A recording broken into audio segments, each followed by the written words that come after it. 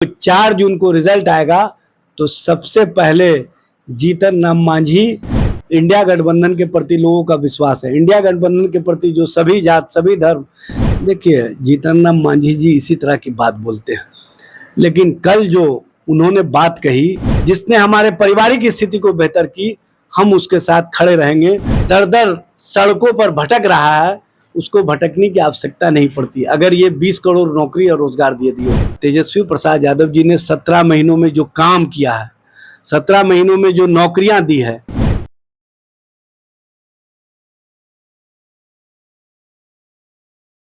Panorama group, जो सोचता है वो करता है। आपके अपने सपनों का आशियाना।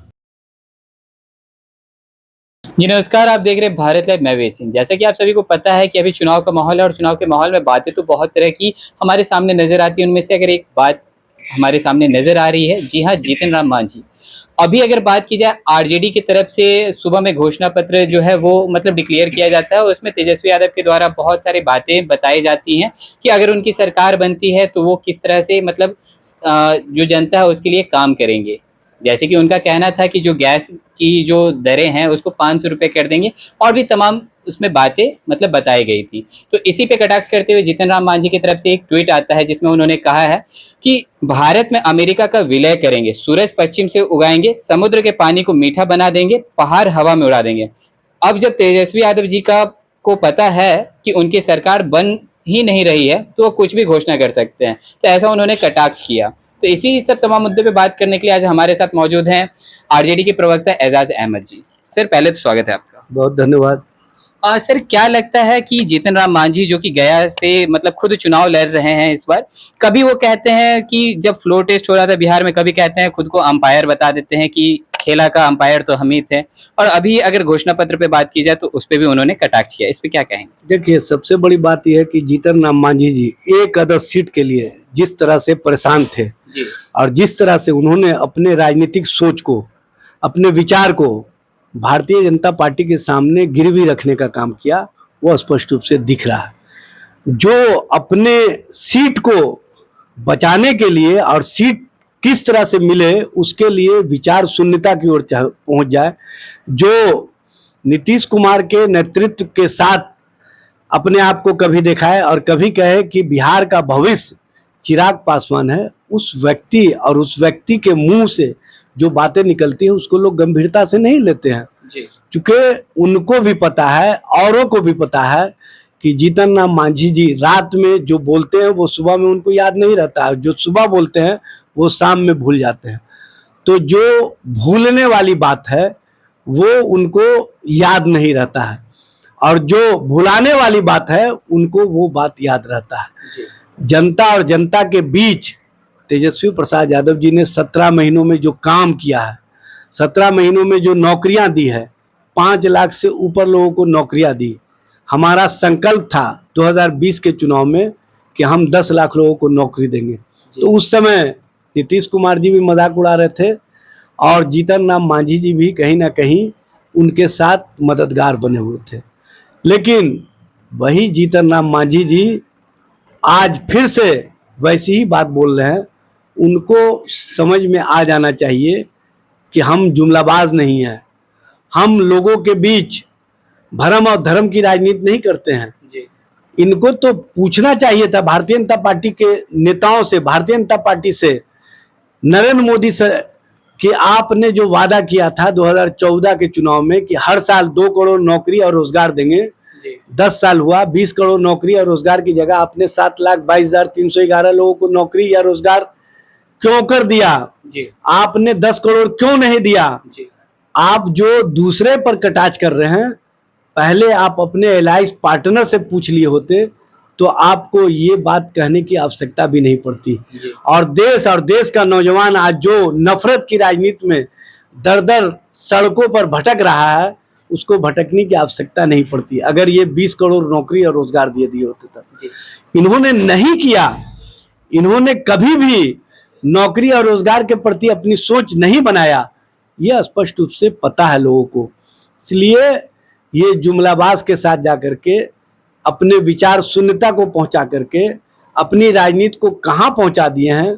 एक अदद सीट के जीतने के लिए किस तरह का खेल खेल रहे हैं। जी लेकिन चाहे जितना भी खेल खेल ले, अब बिहार की जनता, देश की जनता नरेंद्र मोदी के नेतृत्व पर जब विश्वास नहीं कर रही है, तो ये नरेंद्र मोदी के साथ खड़े रहने वाले लोग पर विश्वास कहां से करेगी। जी क्योंकि लोगों को भी पता है कि जो मोदी है वो जो बात कहते हैं वो कभी भी पूरा नहीं करते हैं। जी और मोदी के परिवार वाले लोग मोदी के ही परिवार का सदस्य बन करके मोदी के साथ किस तरह से खेल खेल रहे हैं, वो आएगा चुनाव का परिणाम तो स्पष्ट रूप से समझ में आ जाएगा। जी, अभी आपने नौकरियों की बात कही, तो कुछ समय पहले ऐसा देखा गया कि बिहार में इतनी तादाद में नौकरियां जो है वो मिली हैं, और उसके बाद एक होड़ सा मच जाता है नौकरियां मतलब देने की जो बात है उसमें, मतलब अगर कही जाए तो श्रेय लेने का।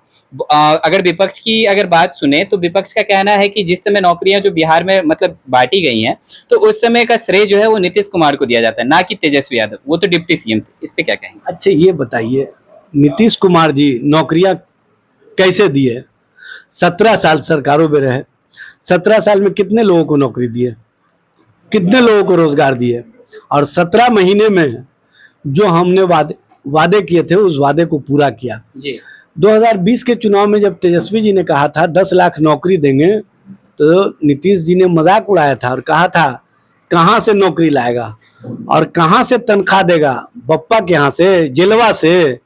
उसी नीतीश कुमार जी को 2022 में जब महागठबंधन की सरकार बनी, जी तो तेजस्वी जी ने जो संकल्प अपना दोहराया उसको नीतीश जी को दौड़ा करके सारे संकल्पों को पूरा कराया। आखिर क्या कारण है कि तेजस्वी जी के जो नौकरी और रोजगार की राजनीति थी उसको इन्होंने साजिश करके समाप्त किया और नफरत वाली राजनीति को पुनः लाया। और जैसे ही नफरत वाली राजनीति बिहार में स्थापित हुई, जी अब सारे नौकरी के विज्ञापन को समाप्त किए जा रहे हैं। जी और जो TRE 3 का एग्जामिनेशन लिया गया जी उसको वीक सरकार के माध्यम से कहीं ना कहीं पर्चा लीक करवा करके छात्रों के साथ, भविष्य के साथ खिलवाड़ किया गया। जी 17 लाख परीक्षार्थियों ने परीक्षा दिया था, उन लोगों के साथ किस तरह का मजाक बनाया गया, किस तरह से खेल खेला गया। BPSC ने पहले कहा कि कोई पर्चा लीक नहीं हुआ। उसी नीतीश कुमार जी को 2022 में जब महागठबंधन की सरकार बनी, जी तो तेजस्वी जी ने जो संकल्प अपना दोहराया उसको नीतीश जी को दौड़ा करके सारे संकल्पों को पूरा कराया। आखिर क्या कारण है कि तेजस्वी जी के जो नौकरी और रोजगार की राजनीति थी उसको इन्होंने साजिश करके समाप्त किया और नफरत वाली राजनीति को पुनः लाया। और जैसे ही नफरत वाली राजनीति बिहार में स्थापित हुई, जी अब सारे नौकरी के विज्ञापन को समाप्त किए जा रहे हैं। जी और जो TRE 3 का एग्जामिनेशन लिया गया जी उसको वीक सरकार के माध्यम से कहीं ना कहीं पर्चा लीक करवा करके छात्रों के साथ, भविष्य के साथ खिलवाड़ किया गया। जी 17 लाख परीक्षार्थियों ने परीक्षा दिया था, उन लोगों के साथ किस तरह का मजाक बनाया गया, किस तरह से खेल खेला गया। BPSC ने पहले कहा कि कोई पर्चा लीक नहीं हुआ। जी जब इनके आर्थिक अपराध इकाई ने सारे सबूत सामने रख दिए तो इनको लगा कि अब भद पिट जाएगा और मामला कोर्ट में चला जाएगा तो हम कहीं के नहीं रहेंगे। तो इन्होंने कुछ अपने छात्र नेताओं से बयान दिलवा करके उसको स्थगित करने का काम किया। और आप देख रहे हैं कि ये अब नियुक्ति और नियुक्ति के संबंध में कोई बात नहीं कर रहे हैं।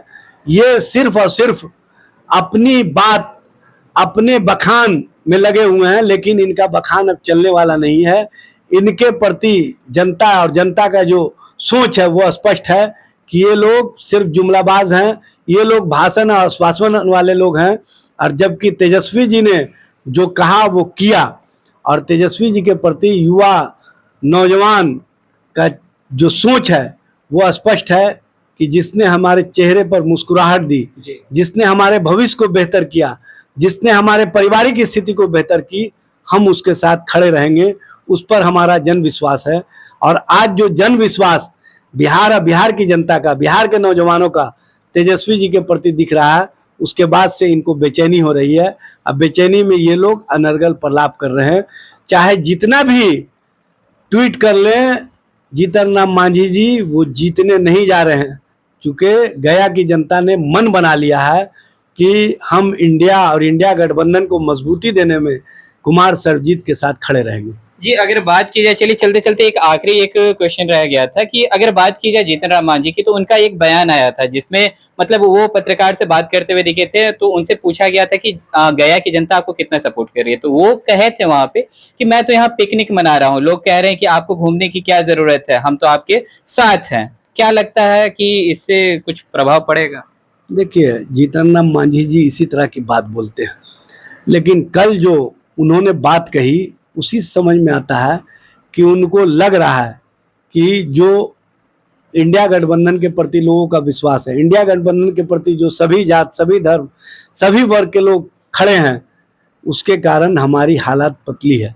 इसीलिए वो हर उस नेता के पीछे भाग रहे हैं जिस नेता से उनको कुछ उम्मीदें हैं, लेकिन नेता की उम्मीदों के साथ वो खड़े तो हो सकते हैं, लेकिन जनता उनकी उम्मीदों के साथ अब खड़ी नहीं है।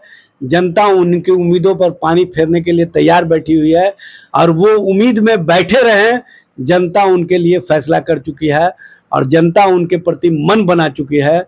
जब 4 जून को रिजल्ट आएगा तो सबसे पहले जीतन राम मांझी और जीतन राम मांझी के प्रति जो जनता की सोच है वो स्पष्ट रूप से सामने आ जाएगी कि उनको जीरो पर खड़ा कर देगी। जी, जानकारी के लिए धन्यवाद। तो जैसे कि अभी आपने सुना कि हमारे साथ मौजूद थे आरजेडी के प्रवक्ता एजाज अहमद जी, तो इनका कहना था कि जिस तरह से आरजेडी की तरफ से जो मतलब घोषणा पत्र मतलब जारी किया जाता है जिसमें तेजस्वी यादव जो है बहुत तरह की बातें की हैं, उस पर जो जीतन राम मांझी के द्वारा जो कटाक्ष की गई थी, तो उनपे इनका कहना था कि जो वो सिर्फ इस तरह की मतलब बातें बस किया करते हैं। अगर जमीनी तौर पर देखा जाए तो गया से जो वो लड़ रहे हैं तो वहां की जनता जो है वो महागठबंधन के साथ है, ना कि जीतन राम मांझी के साथ।